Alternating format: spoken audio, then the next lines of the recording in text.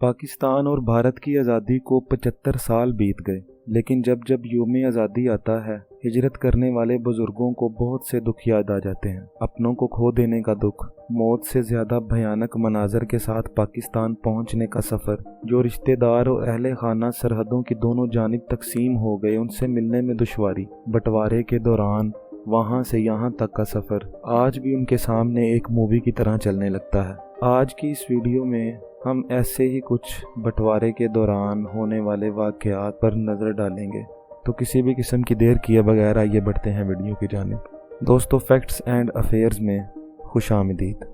ये 96 साला सैयद अख्तर अली साहब उन अफराद में शामिल हैं जिनकी पाकिस्तान आने वाली ट्रेन दौरान सफ़र शरपसंदों ने हमला कर दिया था। उन्होंने वॉइस ऑफ अमेरिका से तबादला ख्याल में कहा, जिस ट्रेन में हम सवार थे वो पूरी की पूरी काट दी गई, सिर्फ मैं और एक छोटा भाई लाशों के नीचे पड़े होने की वजह से बच गए।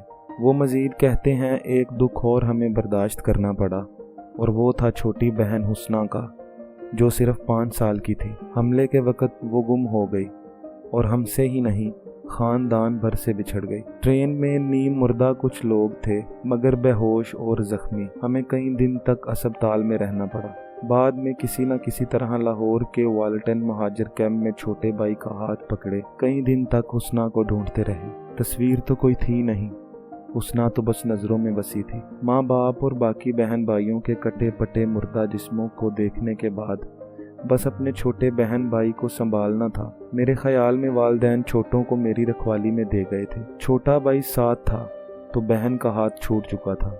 हर जगह इसका खाका लिखवा चुके थे। 2 माह गुजर गए, बहन न मिल सकी, यहाँ तक कि उसे भी मुर्दा समझ लिया। लाहौर से दिल उचाट हुआ तो कराची आ बसे। तीसरा माह शुरू ही हुआ था कि लाहौर से फ़ोन आ गया कि यहाँ एक बच्ची मिली है जो अपना नाम हुस्ना बता रही है, आपके बताए हुए खदोखाल से मिलती है। इतना सुनना था कि भागम भाग लाहौर पहुँचे और बहन को जिंदा सलामत देखकर सजदे में गिर पड़े। आज 70 साल हो रहे हैं, लेकिन हर रमज़ान में जैसे वो तमाम मनाजर न सोने देते हैं ना ही रोने देते हैं। माँ बाप बहन भाइयों का इस तरह कट मरना आज तक भुलाए नहीं भूलता। सिराज फातिमा को भी 75 साल पहले के वाक़यात अच्छी तरह याद हैं। वॉइस ऑफ अमेरिका से इन वाक़यात को याद करते हुए वो कहती हैं, हम लोग सवान ज़िला बदायूं के रहने वाले हैं। 1947 में पाकिस्तान बनने के ऐलान के साथ ही ख़ानदान और घर में यहाँ आने की बाज़गश्त सुनाई देने लगी थी। एक लगन थी कि अपने वतन जाएंगे, जहाँ खुली फ़िज़ा में सांस ले सकेंगे, अपनी मर्ज़ी से अपना वतन, अपना घर और अपना मुआशरा कायम कर सकेंगे। वो एक लम्हे के लिए सांस लेने की गरज से रुकीं, फिर दोबारा सिलसिला वहीं से जोड़ते हुए बोली, हमारे घर वालों के साथ साथ मामू जान का घराना भी पाकिस्तान आने का फैसला कर चुका था, लेकिन उस वक़्त सन 51 शुरू हो चुका था। पहले प्रोग्राम बना के बहरी जहाज़ से सफ़र करेंगे। चनाचा पासपोर्ट हासिल करने की तको-दो शुरू हो गई। इस दौरान सारा सामान बन गया, लेकिन हमारे वालिद अब्दुर्रहमान साहब के पासपोर्ट में कोई गलती हो गई, लिहाजा उन्हें रोक लिया गया। कई दिन बाद खुदा खुदा करके अब्बा का पासपोर्ट मिला तो फिर सामान बनने लगा, लेकिन इस बार ट्रेन के सफ़र करने का फैसला किया गया। सहसवान से आगरा और फिर वहाँ से मोनाबाव तक जाने के लिए ट्रेन पकड़ना थी। खानदान के बड़े हमारे साथ स्टेशन तक आए थे। ट्रेन क्या थी समझ ले, मालगाड़ी ही थी। लोग थे कि चढ़े चले आ रहे थे। हमें हुक्म यही था कि भाई का हाथ ना छूटे।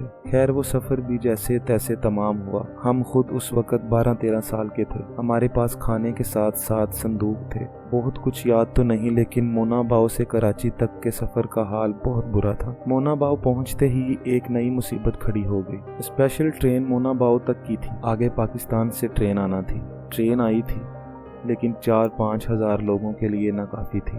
एक जम्मी गफ़ीर था जो गाड़ी पर चढ़ने के लिए ज़ोर आज़माई कर रहा था। हमारी वालदा बीमार थी। हमारे वालिद ने लोगों से कहा कि इन्हें बिठा लें, लेकिन लोगों ने सिर्फ वालदा को चढ़ाने की हामी भरी, वालिद साहब को मना कर दिया। मोनाबाव की हालत बदतरीन थी, ना पानी ना सायेदार जगह। ख़ानदान के ख़ानदान थे कि रेत में पड़े थे। रेगिस्तानी मिट्टी पर पाँव रखें तो घुटने तक पाँव ज़मीन में धंस जाए। कोई चीज़ रखें तो उसका भी कुछ पता न चलता। रफ़ाए हाजत के लिए भी जाना हो तो कोई भी बंदोबस्त नहीं था। पर्दा बरकरार रखें तो क्यों कर, खाना हम बस 2 से 3 दिनों का साथ लेकर चले थे, खोल कर रखा ही था कि बंदर उठा ले गए। मुझे आज भी याद है कि खातून ने अपनी तमाम जमा पूंजी एक तकिए में सी ली थी और तकिया चोरी होने के डर से रेत में छुपा दिया था। चलते वक्त उसे निकालने की कोशिश की तो उसका नामो निशान तक न था, क्योंकि रेत में घुसता हुआ जाने वो कहाँ तक पहुँच चुका था। खातून थी कि रोती ही जा रही थी। सब परेशान थे लेकिन कुछ किया भी नहीं जा सकता था। 5-6 दिन हम यूं ही मोनाबाव स्टेशन पर पड़े रहे, यहाँ तक कि अब्बा के पास पैसे भी ख़त्म हो गए। मामू जान को किसी मुसाफिर से पैगाम पहुँचवाया तो उन्होंने किसी के हाथ 600 रुपये भेजे। फिर जाकर हमें मालगाड़ी में जगह मिल सकी, वो भी चंद घंटे ही चल सकी कि पता चला कि कोयला ही ख़त्म। अब फिर अगली मालगाड़ी का इंतज़ार। ये तो सिर्फ सफ़र की तकलीफ़ों का जिक्र था।